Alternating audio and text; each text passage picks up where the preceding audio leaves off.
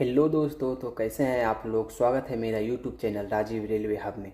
तो आज मैं बात करने वाला हूं पॉइंट्समैन के बारे में, जो कि रेलवे ग्रुप डी की एक पोस्ट है। तो इसमें क्या क्या काम पढ़ना पड़ता है, कितने घंटे की ड्यूटी रहता है, कितने सैलरी मिलता है, क्या प्रमोशन होता है या नहीं होता है। तो आज मैं इस सब के बारे में बात करने वाला हूँ। तो सबसे पहले मैं बता देता हूँ कि पॉइंट्समैन का जो पोस्ट होता है वो उसी को मिलता है जिसका मेडिकल स्टैंडर्ड A2 रहता है या A1 रहता है। अगर A2 से नीचे रहेगा तो आपको पॉइंट्समैन का पोस्ट नहीं मिलेगा। जैसे A3 हो गया, B1 हो गया, B2 हो गया। अगर आपका मेडिकल स्टैंडर्ड ये सब रहता है तो आपको पॉइंट्समैन का पोस्ट नहीं मिलेगा। अगर आपका मेडिकल स्टैंडर्ड A1 है या A2 है तभी आपको पॉइंट्समैन का पोस्ट मिल सकता है।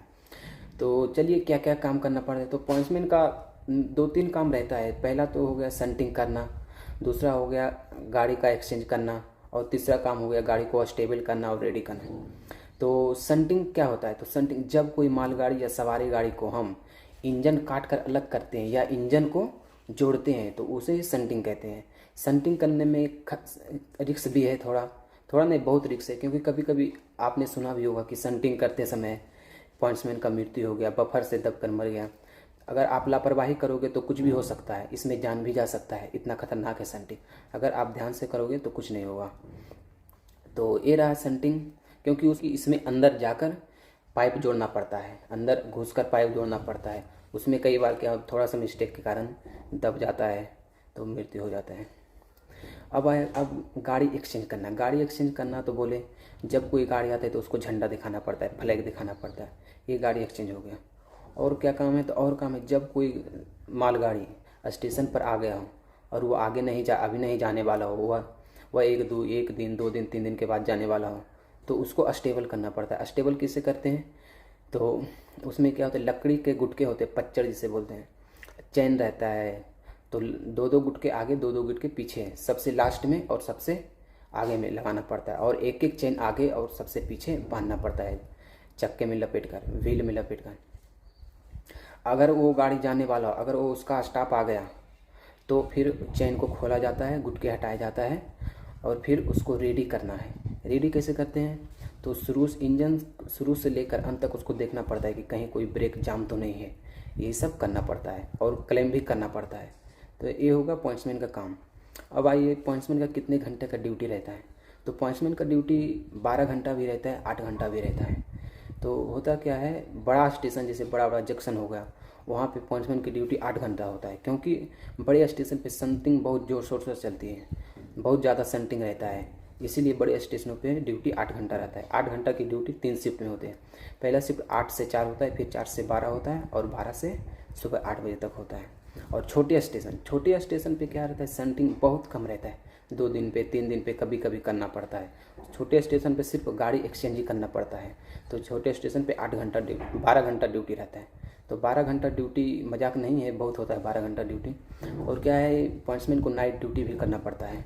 तो 8 घंटे में तो नाइट ड्यूटी ठीक है, लेकिन 12 घंटे नाइट ड्यूटी करना ये थोड़ा मुश्किल है, क्योंकि दिन में तो किसी तरह टाइम निकल जाता है, लेकिन रात में अकेले 12 घंटा टाइम निकालना, वो भी रात भर जग कर, थोड़ा सा मुश्किल है। तो क्योंकि गाड़ी तो रात भर चलती है तो आपको रात भर जागना ही पड़ेगा, और रात में वो टॉर्च दिखाना पड़ता है। तो नाइट ड्यूटी थोड़ा मुश्किल है। हाँ, लेकिन नाइट ड्यूटी के लिए अलग से नाइट अलाउंस दिया जाता है। तो होता है क्या, कभी कभी आपको दूसरे स्टेशन पे भी ड्यूटी जाना पड़ सकता है।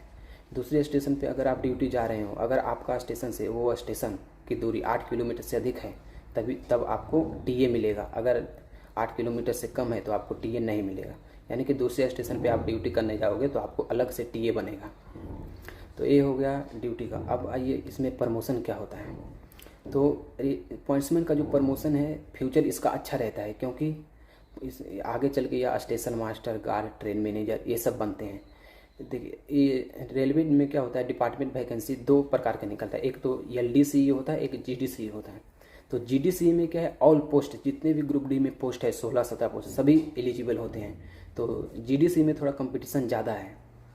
एक निकलता है LDCE में सिर्फ पॉइंट्समैन ही एलिजिबल होते हैं, क्योंकि LDCE जो होता है ऑपरेटिंग डिपार्टमेंट का ऑपरेटिंग डिपार्टमेंट के लिए ही निकलता है। ऑपरेटिंग डिपार्टमेंट में पॉइंट्समैन आते हैं, तो पॉइंट्समैन के लिए ही सिर्फ इसमें पॉइंट्समैन ही एलिजिबल होते हैं एलडीसी के लिए। तो इसमें क्या है, कंपटीशन कम रहता है और आसानी से pointsman, guard, train manager, station master बन जाते हैं। तो इसीलिए पॉइंट्समैन एक तरह से अच्छा पोस्ट भी है, इसको अच्छा पोस्ट भी माना गया। हाँ, शुरू में आपको थोड़ा तकलीफ होगा, शंटिंग करना पड़ता है, या फिर आप 12 घंटे की ड्यूटी में जाते हो तो आपको 12 घंटा ड्यूटी करना पड़ता है। शुरू में मुश्किल होता है, लेकिन अगर बाद में आप स्टेशन मास्टर बन जाओगे, ट्रेन मैनेजर बन जाओगे, सीसीटीसी बन जाओगे, तो फिर तो मज़े ही मज़े हैं। तो थोड़ा सा मुश्किल है, लेकिन बाद में अच्छा रहता है। देखा जाए तो 90% पॉइंट्समैन कुछ ना कुछ बन ही जाते हैं। थोड़ा टाइम लगता है, लेकिन बन ही जाते हैं। ट्रेन मैनेजर हो गया, स्टेशन मास्टर, कुछ ना कुछ बन ही जाते हैं। इसीलिए पॉइंट्समैन एक अच्छा पोस्ट माना गया और इसीलिए लोग चाहते हैं कि हमें पॉइंट्समैन मिले। तो अब आइए इनकी सैलरी क्या है।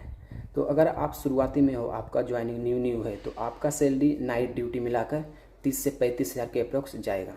हाँ, इससे ज़्यादा नहीं जाएगा। फिर धीरे धीरे इंक्रीमेंट लगने पे आपका सैलरी बढ़ते जाएगा। तो ये रहा पॉइंट्समैन के बारे में। अगर आपको ये वीडियो अच्छा लगा तो लाइक करें, कमेंट करें और चैनल को सब्सक्राइब करें। अगर आपको कुछ और पूछना है तो आप कमेंट बॉक्स में पूछ सकते हैं, मैं उसका जवाब दूंगा। चलिए, वीडियो देखने के लिए धन्यवाद। मिलते हैं नेक्स्ट